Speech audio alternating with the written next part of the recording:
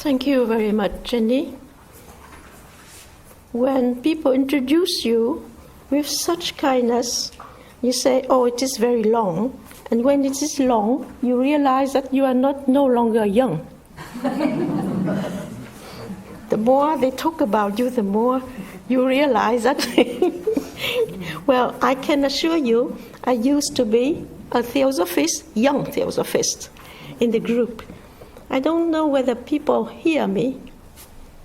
No. Perhaps not. My fault? Yes? Now it is okay? Yes.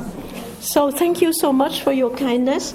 And then I would say that I know the English section very, very well because in many, many occasions I have met with quite a lot of historical monuments like Corona True, Muriel Dorr, Lillian Story, Adam Walker, and Geoffrey Farthing, whom you know all, and of course Jante Hoskins, the main piece of the house, and Colin Price, here present, and now Jenny Baker. All the pleasure. I am delighted to see also that your section is so alive and with people, dynamic people. Okay. Now we are going to share together, and I would have a very big request towards you. Forget all you have learned. Forget all. Drop it, because in that way you can hear with the new ears. And listen to me. It is, I do not pretend that it is truth, but listen, consider. You can have criticizing point of view, no problem, but later on, not when you are listening. Drop things, just listen well and consider, and later we can return. I think it is printed. Also, you can reread, and then this is the challenge always, to meet with questioning mind. So, first of all, I would like to share with you this very well-known quotation. All of us here present know, or us know by heart. And this is very dear to our Jante Hoskins. Whenever she has the occasion, she quoted. There is a road, steep and thorny, beset with perils of every kind, but yet a road, and it leads to the very heart of the universe. You see, our target is not so near, but it is near, because the heart of the universe is our heart, our own heart. But let us first explore. And first of all, I would like to show to you the map of this sharing. Okay, you can follow it. You see, I have a few warnings and a postulate to share, and then all this, the wisdom, the teaching, learning, consciousness, renewal, revolution. Humans are the fittest recipients of the divine wisdom, exploring space, time, and reality. The mirror effect, this is very important, and then entering the stream of learning, and then beyond humanity. Okay? So we can take it out, Damon. We can switch it off because it's hurting. Okay. So you see, as a preamble, I would like to say that the notions and ideas expressed in my lecture here would give most of you the impression that you have known all of these because you are knowledgeable and learned. You are knowledgeable and learned. Therefore, I am addressing you with my learned audience. All of you are learned. My learned audience, I just want to share with you some of the fruit of my understanding and amplify the synergy effect inside our human theosophical community. The talk will not follow a classical linear way of development as you usually have, just because it is impossible to use such a method. It would be like as some Tran or Zen Buddhism story reported trying to seize a hand with the same hand. It is impossible. You see? How can you do it? So this is the preamble. So you are not going to have a development in a linear way. And then the second point is the postulate. This postulate says the wisdom of all ages is meant to pertain to all beings, from stones to stars, from humans to angels, to all hierarchies, from the lowest to the highest. Yet, amongst the kingdoms so far known to humans, human beings seem to be the fittest recipients assigned to this wisdom for the time being. For the time being. The reasons of this fitness will be given during the talk. First of all, what is wisdom? We pretend to be in the society which has as final aim as the divine wisdom. But what is wisdom? It is really a difficult question, and it is even an impossible question, because what answer may ever be found will never suffice to provide an exhaustively satisfactory definition. We know about many things, we can define in many, many ways, but never it is satisfactory.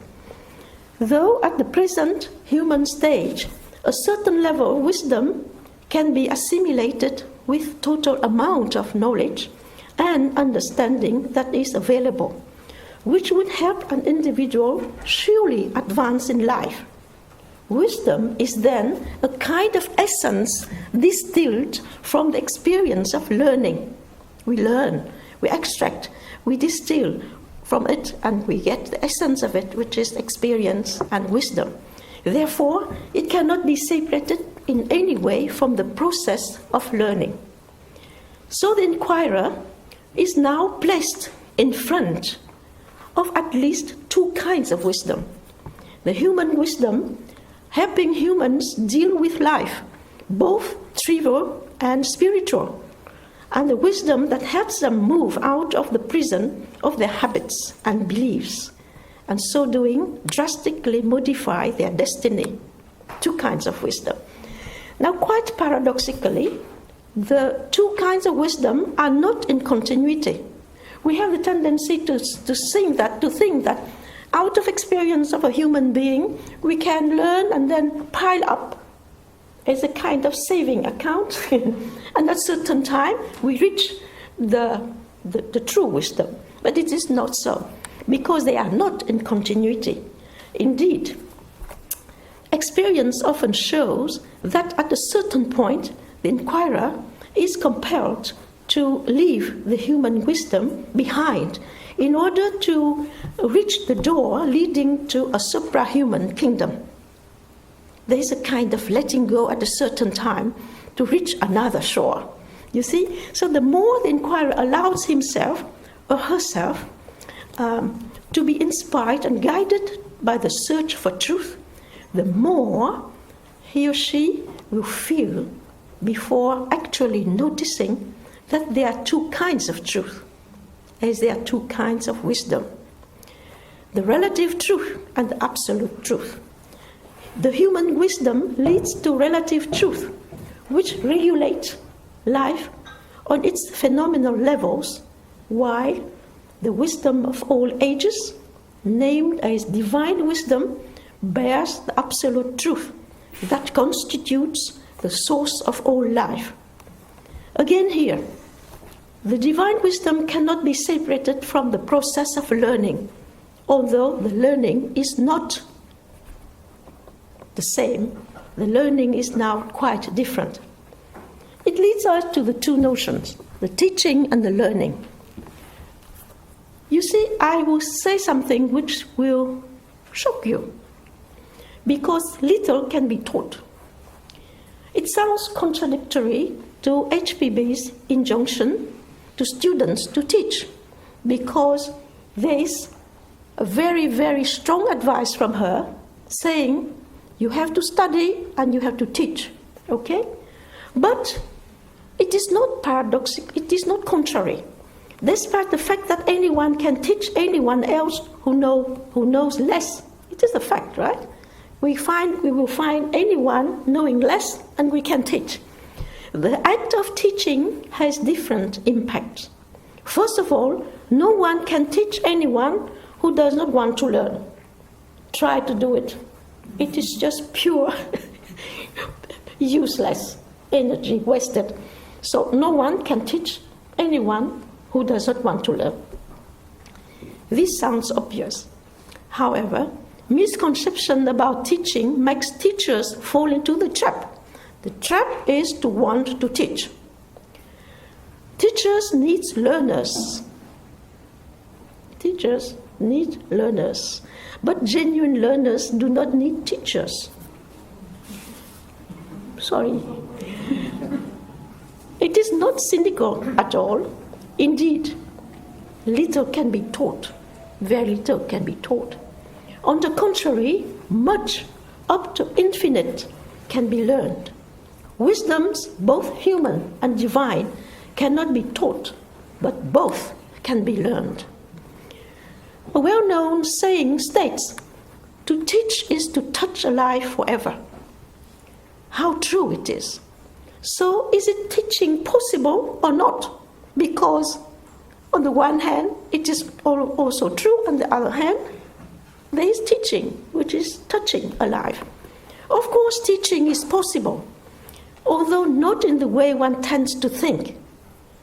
What can be taught then? Technical knowledge, informative data, the details of how to do. What else? More, but not how to proceed with learning itself. The act of learning cannot be taught. One has to learn. So which means quite little, in fact, since learning aims at the infinite. We can learn at infinity of things. One can see that the touched life results more from the teacher-learner relationship and the act of learning together rather than from the act of teaching. Okay? You are still alive? Okay.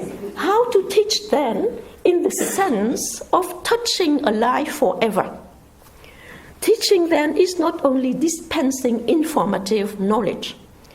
It pertains to building a beautiful relationship between teacher and learner, so much so that the learner gets the enthusiasm to reach and to search further and go beyond what has been taught. We have all learned it at school, at university, at whatever. And the relationship between the teacher and the learner is really the first important. And now how to learn? There are five ways of learning I can mention here before going into the development of them. First, imitating. Second, experiencing. Third, reasoning. Fourth, immersing. And fifth, transcending. By imitating, then, this is the most frequent way by children and by semi-self-conscious adults.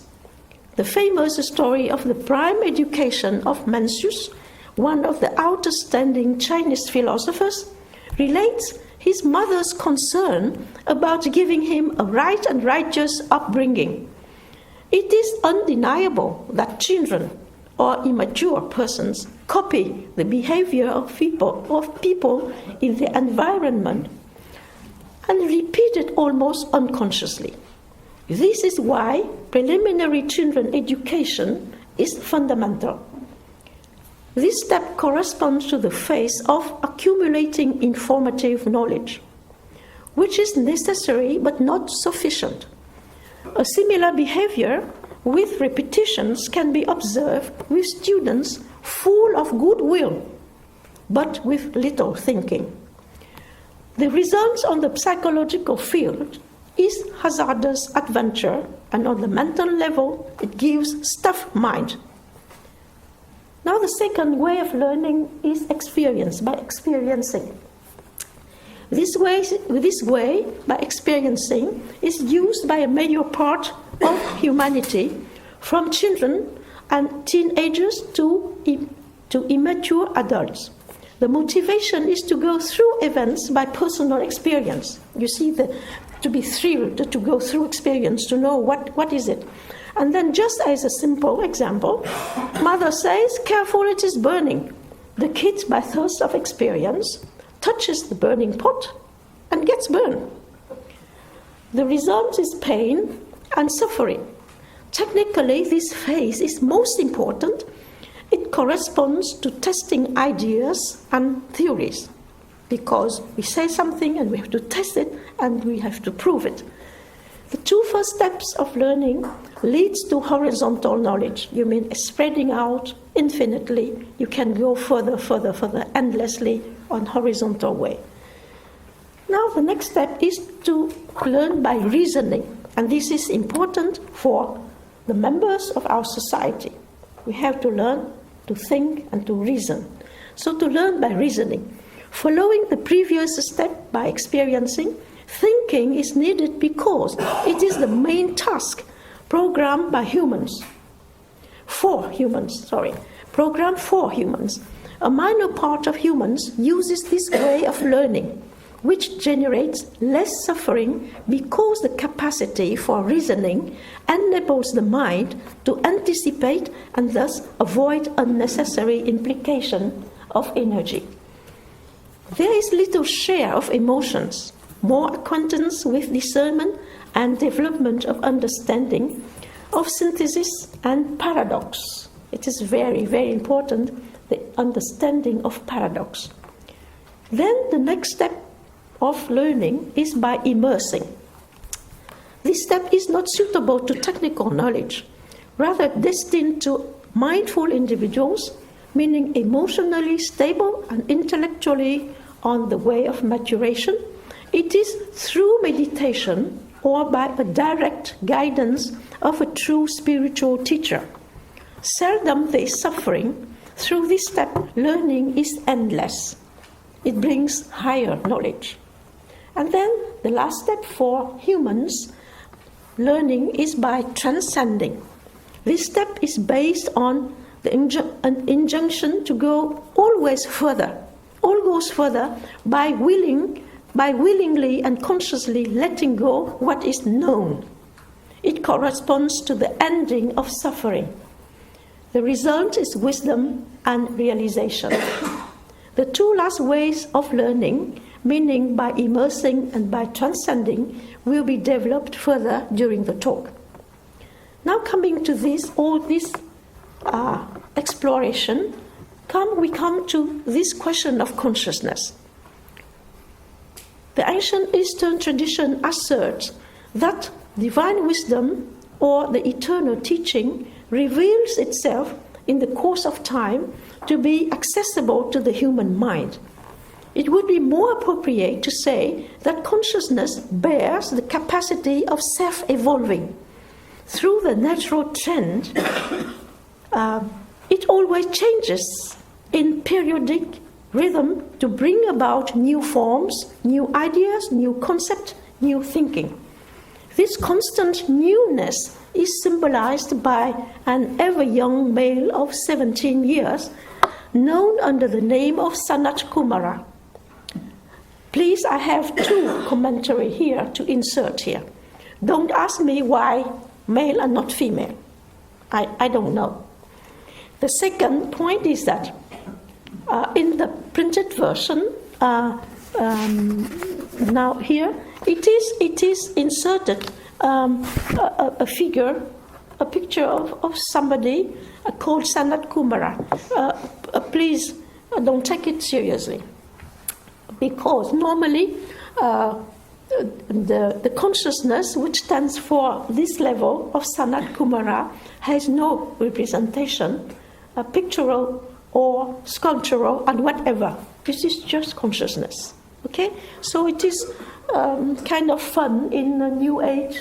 They want to put name and figure, etc., all together, and then the only thing you have to skip out from this printing version is this of this name. Okay, so as consciousness is boundless, this perspective points to the limitless of learning, meaning there is always a renewal in consciousness itself by its own capacity of self-evolving.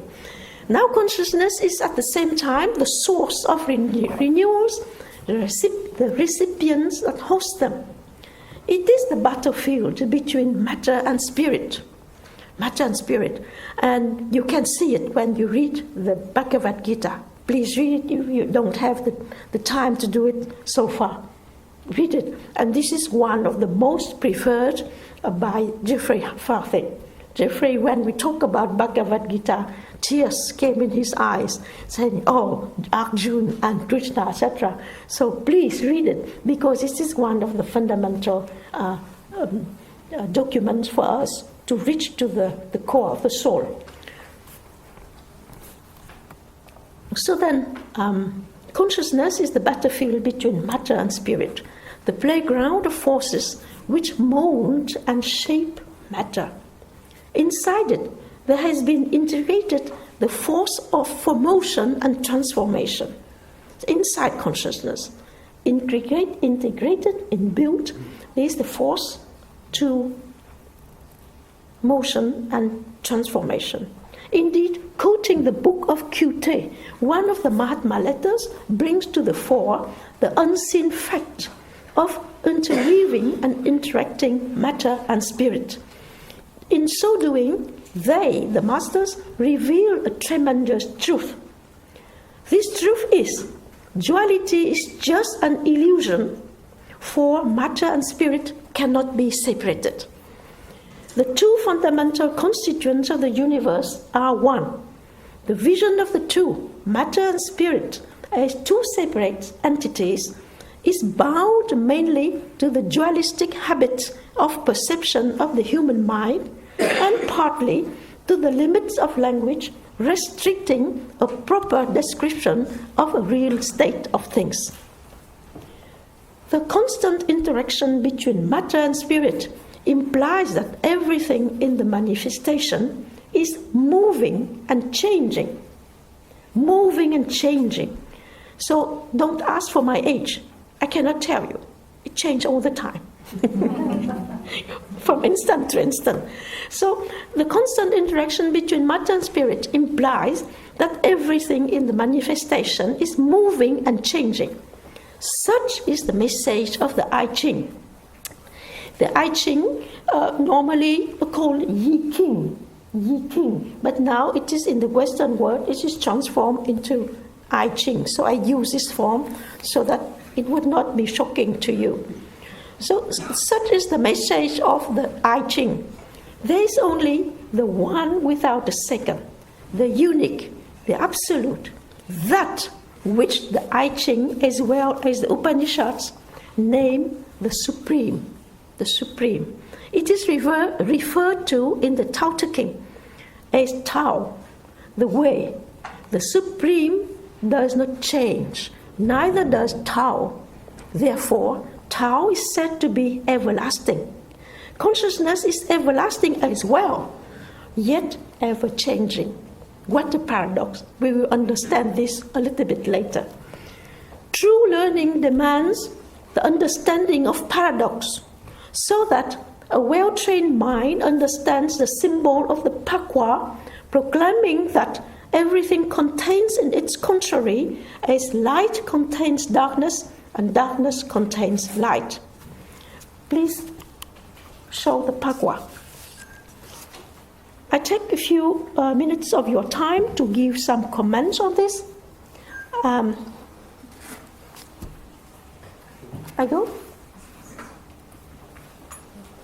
Yes, this is the pakwa. You can see the pakwa. This is the right representation. The three continuous line there must be at the top because it represents heaven. And opposite to down there, you have the three broken lines. It represents earth. So this is the pakwa. In this, the printed version, it is a little bit upside down. So you take this as a reference.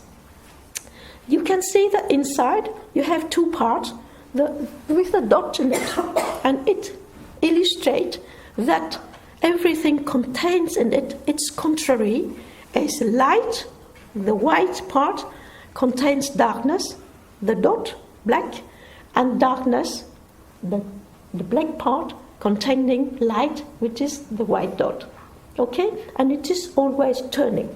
You see the two parts. You can stop. You stop it? Yeah, okay. So then, to summarize, the self-evolving consciousness, the battlefield between matter and spirit, the playground of forces, in its constant movement caused by interaction between matter and spirit, brings about constant renewal. Constant renewal. However, it remains immutable. Its dynamic state is immutable through its perpetual motion. And this is the biggest paradox. When we say immutable, we have to think about this. It is the biggest paradox for the mind. It is immutable, indeed, but it remains immutable. Its dynamic state is immutable through its perpetual motion. Such is the eternal youth governing the world from inside, constantly brooding and bringing out newness. Now, when we talk about newness, we cannot avoid talking about renewal. And life would not be life if death were absent. Life would not be life if death were absent. Renewal implies necessarily disappearance of forms which have become obsolete. The understanding of the necessity of the alternation of life and death gives birth to an accurate vision of the great life with its cycles and unexpected ways of renewing. Life is always unexpected. This can be illustrated by the example of catastrophes. Usually, they are considered as calamities. However, looking further in time, often, beside the destructive aspect, they turn out to be not only positive, but also beneficial. The whole point belongs to the question how one looks at things and events. And the how means from where and towards what. How means from where and towards what. Every event is an integrated part of the whole evolutionary process, not in its form, but in its essence. Despite the usual trend of mind tending to take for granted that evolution as well as growth follows a straight climbing curve, observation shows a rather zigzagging graph. And yet, the global results in the long run is something different, utterly positive, a kind of concave upward hyperbolic curve. It is going up, but not the way we want it. It goes. So just think back. In less than 1 million of earthly years, approximately, the human species have gone through upheavals of learning and catastrophes, from the Australopithecus up to the modern man.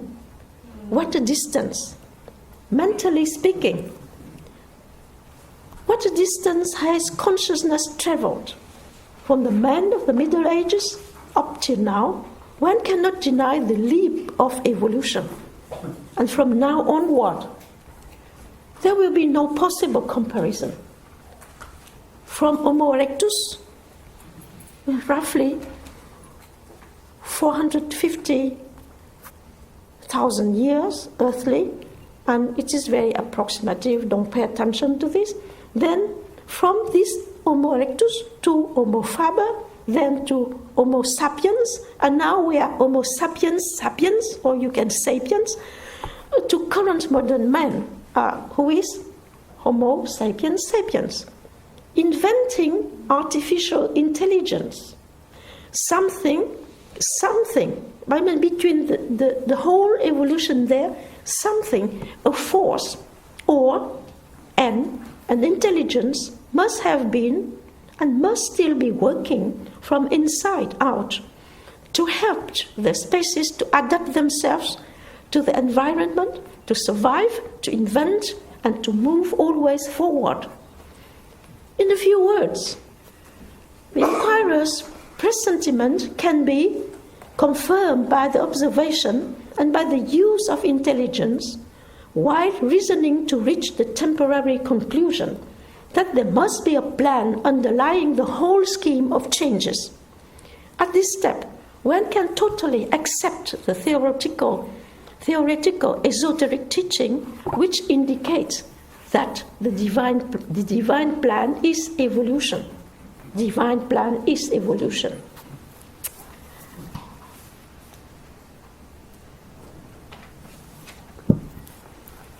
Since consciousness underlies all beings, evolutionary plan covers all. Mystic traditions do not exclude rocks and stones from the process. They are part of the plan, despite their insensitive appearance. Therefore, stones and stars, humans and angels, and in the between, all the other kingdoms, such as plants, animals, and unseen underground entities, maybe they are there, and unseen underground entities are included. There are reasons, some known and other unknown to us, to say that humans are for the time being the fittest recipient of wisdom. Now we are going to explore this statement that humans are the fittest recipients of divine wisdom. There is no intention to deal with Wallace-Darwin theory of evolution, which proclaims the development through natural selection and the survival of the fittest. During my travels in the late 20s to the former Eastern European countries, an attendee to the programs asked me whether the evolution we were dealing with was Wallace-Darwin theory of evolution. My answer was, and still remained the same. This theory is general as to showing the evolution of forms through observation and reasoning. But despite many factors considered, it keeps silence about inner intelligence, which is the basic dynamic leading factor of evolution in the theosophical sense. The primitive level of consciousness in rocks and stones does not testify for their insensitivity. When one has the opportunity to travel and to be near a rock, one can sense its life, its communication. Of course, they are not in words, but how much richer and more joy producing they are. In silence of voice, of sound, they vibrate in tune with the surrounding. In the trend of development of consciousness at present, more and more individuals realize this kind of communication, which has been cited by mystics and poets as part of their habitual relationship with their surrounding nature. What does surrounding nature mean? It is a way of saying, in fact, what is called surrounding nature is just an extension of consciousness as felt by the experiencer. We say it is the surrounding, beautiful nature, the sky, the earth, the wind, etc., and we say it is the surrounding nature, not knowing that it is just extension of our consciousness. It is just one. So, the human mind, captured in its structure and trivial function, is bound to dualistic seeing. It separates the internal from the external, the superior from the inferior, etc., etc. And the dualistic seeing is useful in the limited context. Moving further and deeper in consciousness, this seeing turns to be insufficient and therefore incorrect. It was mentioned earlier about how one looks at things and events. How meaning from where and towards what? the looking and the seeing from the experiencer springs most of the time from a lump sum of experiences. These experiences are part of the individual who wrongly identifies himself or herself with them. Yet the real experiencer is not only the experiences. Therefore, the seeing cannot be accurate. Now the story would be totally different if perception took place not from the fringe, but from the very core of the experiencer. In the absence of the layers of past experiences, one can perceive with accuracy what is observed. Moreover, one can also see the movement of one's own consciousness in its own action. Moreover, one can see the movement of consciousness in its own action. The capacity of perception without the influence of the past is a special mark of evolution in the human kingdom. This capacity testifies for maturation in thinking, which naturally leads to the next step. Symmetry seems to apply here. The capacity of perceiving from the core of consciousness, meaning from where, corresponds to the capacity of aiming at the highest level of observation, meaning towards what. Humans are now capable of questioning about fundamental concepts, such as space, time, and reality, as well as the relationship between them, and about humans themselves. The first species, questioning about itself. Who am I? What am I? Etc. Your cat cannot do it. However cunning it can be. So, exploring these abstract concepts is equivalent to echoing the divine wisdom. When we explore this, we are echoing the divine wisdom. So this action stands for one of the known reasons for the humans to be the fittest recipients to host the divine wisdom among all beings. The other known reason is linked to humans' capacity to actively participate in the evolutionary process by operating together with it in its assigned direction. Meaning we cooperate, but also following the same direction and not doing things haphazardly. You see, there's two things, cooperating in the action and in the direction. Now coming to the point, we come to explore space and time and reality and so on. And first, space. Space is, was, and will ever be. Students of the Secret Doctrine and the stanza of Tran would know it by heart. Okay? So space is, was, and will ever be, according to eternal teaching. Despite such naming, it is not a location. See? Space is not a location. Inwardly, it covers the fields of conscious and the unconscious, up to the deepest. Outwardly, it includes the not yet manifested, and the manifested, invisible and visible. All these distinctions are untrue. They're untrue. All I'm saying here is untrue also. So, but we move with that because we cannot have anything more. So all these distinctions are untrue. They are used for the need of intellectual comprehension.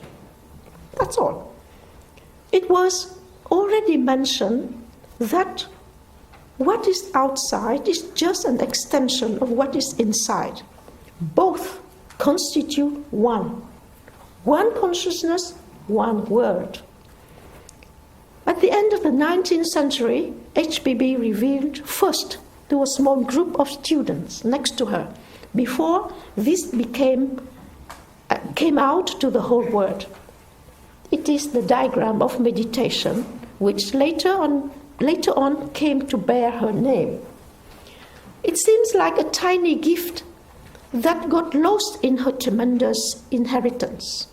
Indeed, when compared with her works, especially with her opus magnum, The Secret Doctrine,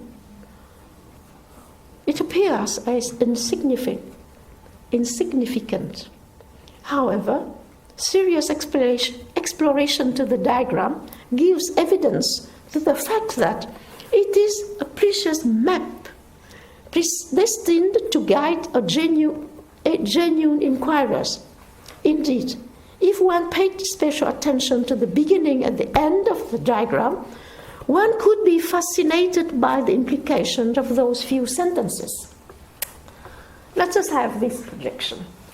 This is the diagram of meditation. Read the first sentence. First, conceive of unity by expansion in space and infinite in time. And then the last one. Acquisition is complete by the conception I am all space and time. Beyond that, it cannot be said. You see, I think that most of you are acquainted with this meditation diagram, right? And if not, then hurry to get one and meditate upon this. Yes, you can, sort of.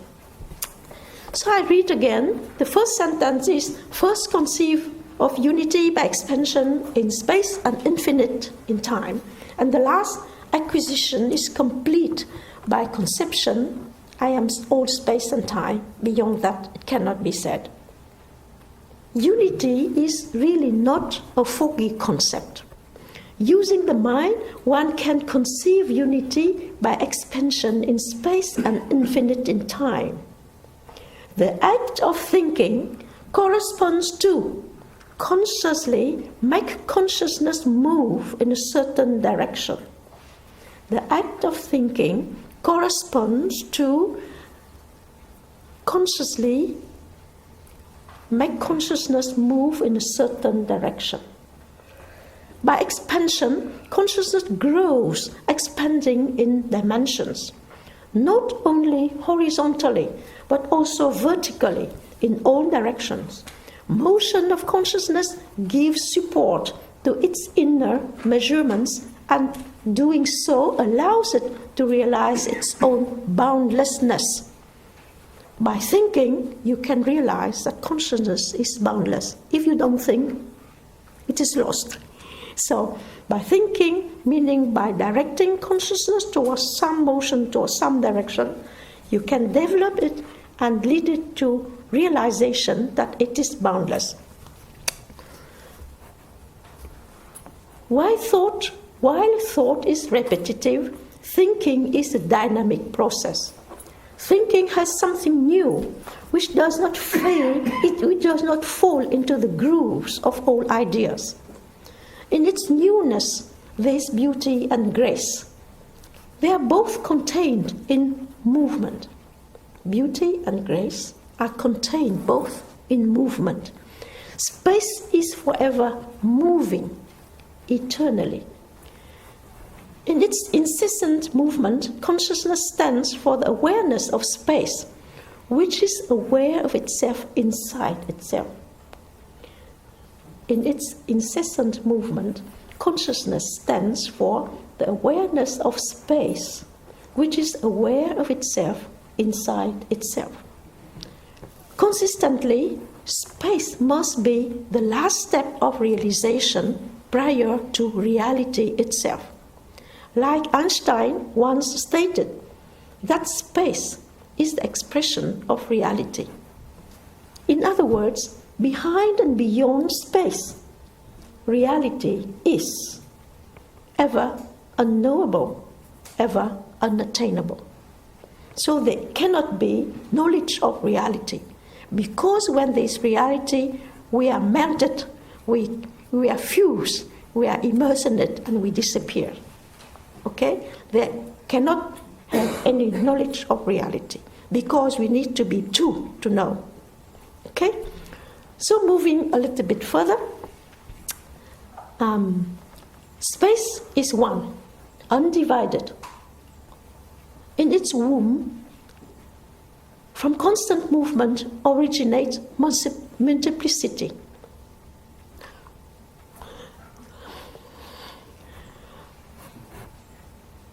The Sankhya philosophy describes in detail the cosmic alchemy and explains how manifestation develops through a great diversification of beings, entities, elements, and forms. The secret doctrine gives inspiring descriptions of hierarchies in the cosmogenesis. All of them are contained in space. One can presume that reality, unattainable, expresses itself through space, which is at the same time its limitless container and its indivisible, boundless substance.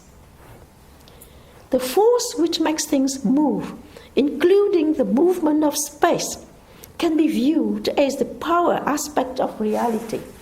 In its inbuilt substance, one of the operational means of this power aspect of reality is recurrently hinted at in the whole process of manifestation, particularly at the very beginning of atomic creation, namely Forhat, our friend Forhat.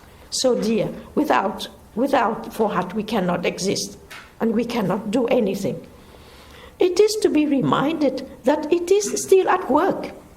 It is not only in the secret doctrine, quoted in the secret, it is still at work.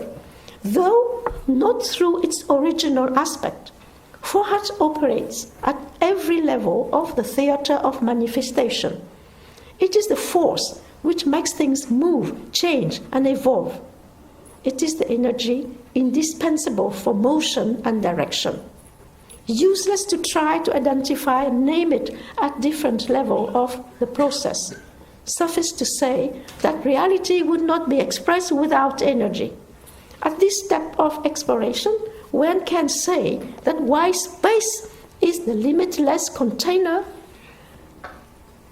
and the indivisible, boundless substance of reality, Forhat is the power and the energy to implement the expressing of reality, meaning that Forhat allows the one reality to make itself known as the many, the multitude. Manifestation has not yet been completed. It is on the way of accomplishment. Indeed, first Forhat inside the substance churn it and make out fundamental particles, then combine them to make composed basic atoms, then still combine atoms to more complex and more complex and more complex molecules, and so on, almost endlessly. At this step, a way of saying the whole plan is launched. In the multitude of beings classified by the human mind as kingdoms, space is forever present, being the one original and basic constituent of all. It can be said that each and all we are space, in essence and also in matter made by Forhat. Therefore, each and all is at the same time an expression of reality in essence, and a manifestation of it through all complex combinations of basic matter up to the human stage. Then how much time has it taken to lead the primordial atoms to the human consciousness? You can ask this question. And so one cannot avoid asking one of the essential questions. What is time? Now it is also the question I ask, what is time? It is almost time. Chairman, what should we do? We are in time, we are in the time exploration. How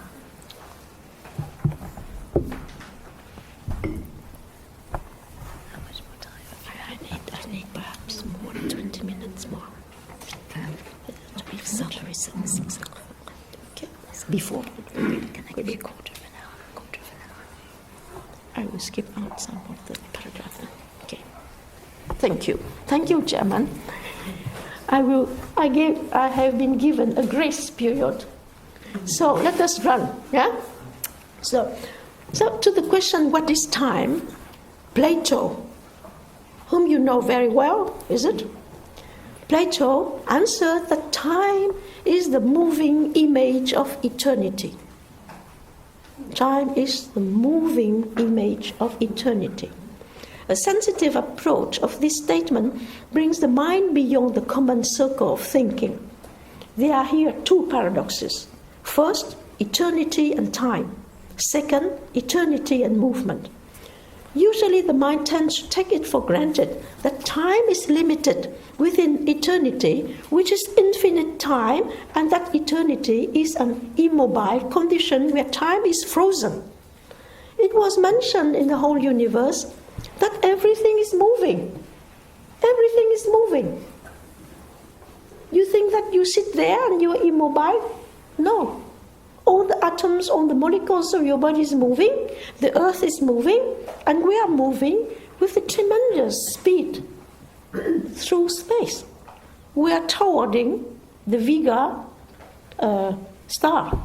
I mean, it is all the time like that, unknowing to us. So, the whole universe, everything is moving. The particles, the atoms, the molecules, etc., are moving. Then, in the human psyche also, things are moving, because the psyche is made also with atoms and molecules. So, our psychology is always moving inside, unknowing to us. So time is bound to movement, and movement is the motion of the substance of space and itself.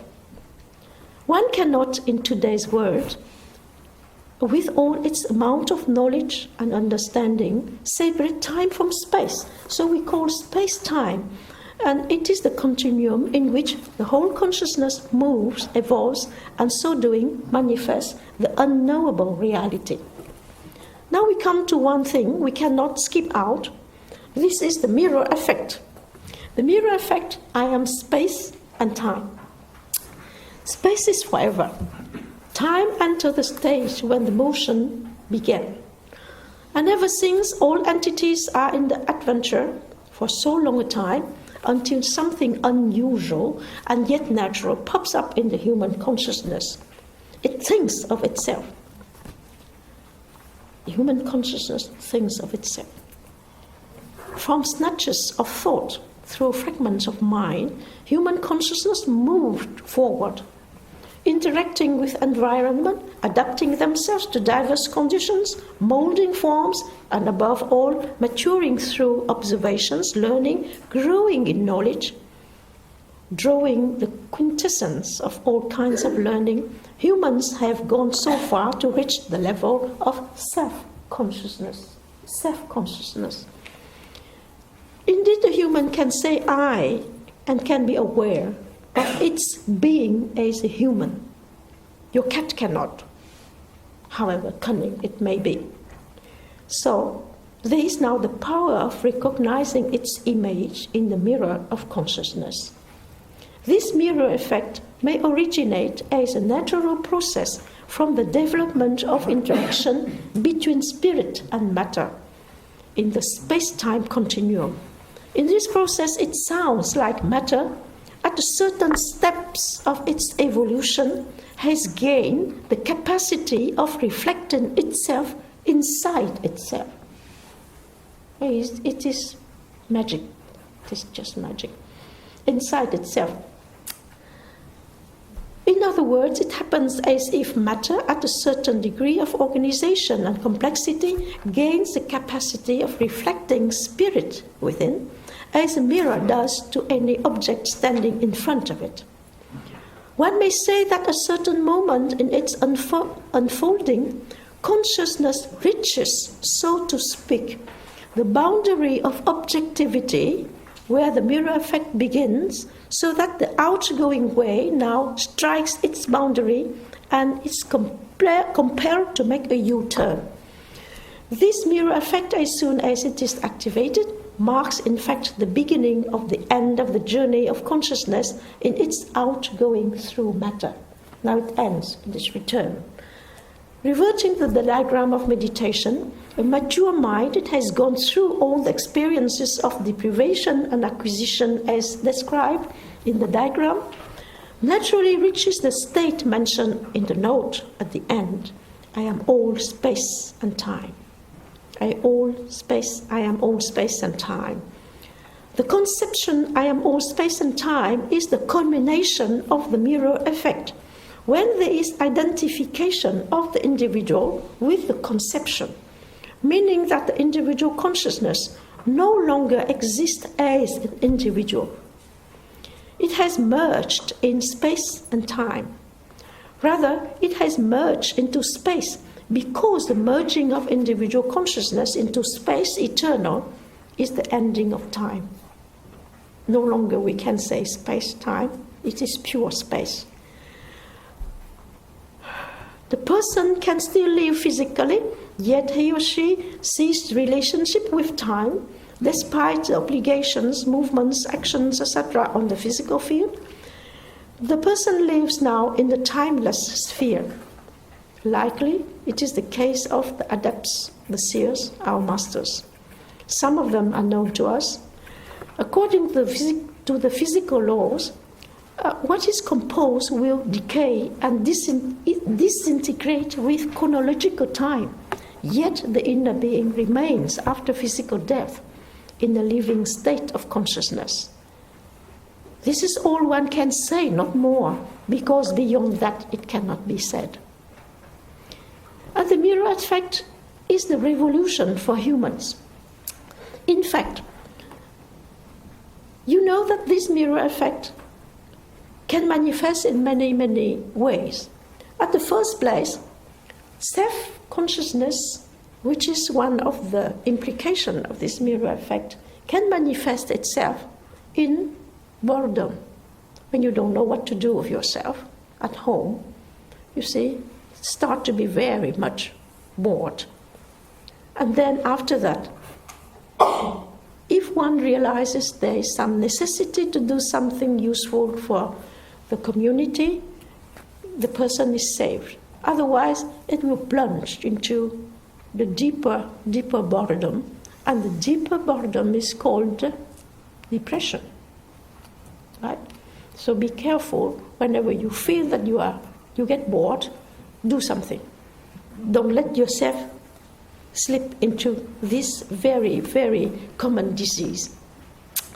So this mirror effect is a revolution, because in the whole evolutionary process of the universe, although from the outside this can be perceived as only innovations, the human beings is not an improved animal, but it is radically different species with a more evolved consciousness.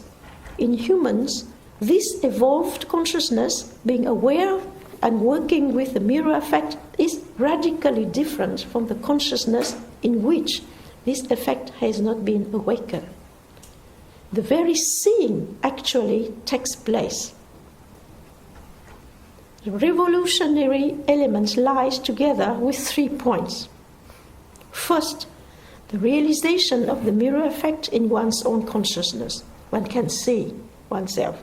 And the second, the willingness to take up the journey back to the eternal now, because one can see and one can refuse or accept. Now, one accepts. Then 3, the effective and constant undertaking of this journey on the road of time. Meaning, first seeing, second accepting, third cooperating. The 3 together, otherwise we cannot solve the problem. Okay? And since the human beings are part of the universe, the latter is influenced by their undertaking. This is called the principle of entropy. Entropy, spelling A-N-T-H-R-O-P-Y, and not the entropy of the thermodynamics. Okay? It is N-A. So to put it differently, for the first time, a large number of humans can participate actively and consciously in the evolutionary process of the universe. Unlikely to the past that only elites, meaning high up people, now the large number can do it, thanks to the Theosophy and the Theosophical Society. Yeah, right? So when doing it, people enter the stream of learning, meaning one learns, one extracts the quintessence of things, and then One can ask, but what makes a human a human? What makes a human a human? Because what will define us as a human? So it is very simple. There are 5 elements. First, the sense of infinity, the sense of beauty, self-knowledge, compassion, and self-transcendence.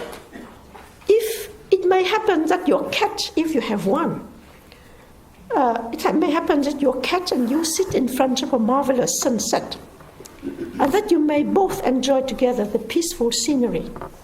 The feeling of happiness and joy may fill your consciousness and that of your cat, no doubt. But the feeling of infinity may be only yours. You feel something infinite, you see, parallel with the joy. So likewise, when a sensitive human mind encounters the Upanishads, which mention the splendor of the splendid, something is instantaneously triggered to produce silence in the mind. The splendor of the splendid. Something is, you see, the cat cannot understand that. The human, yes. So here is the sense of beauty. After the sense of infinity, there's a sense of beauty. The sense of beauty neighbors the feeling of infinity. So beauty, the religion of artists, is at the core of every true creation. Reading the segment of poem of Black's Auguries of Innocence, I am not very much versed in it, but I was moved to tears when I read, to see a word in a grain of sand and heaven in a white flower. Hold infinity in the palm of your hand and eternity in an hour. Reading it could lead a sensitive human mind to delight, but not your lovely cunning cat. So self-awareness born from the mirror effect in matter makes humans ask questions about themselves and lead them towards self-knowledge. You know about yourself. Not yourself as a personality, I'm an angry man, no, not that. But knowing the core of it. Who am I? What am I? So here the way of learning is by immersion. Immerse oneself. Consciousness dive within itself in investigation within the invisible. Learning by immersion may be done through meditation. Yeah? And I will invite you to study the Yoga Sutra and particularly the Science of Yoga by Dr. Tamni. You know everything about this when you go through the book and learn and understand. This by immersion into the depth of consciousness, self-knowledge can be developed. Humans become then more and more sensitive to the others who are not themselves. It is the dawning of compassion. You see, acts of solidarity are not compassion. Animals are capable of solidarity. One can observe, for instance, a number of buffaloes defending a member of their group against a lion's attack. But it is not compassion, it is solidarity. Now it is humans of a community defending against another community often are part of the clanic struggle. It is not neither compassion. Compassion is quite different.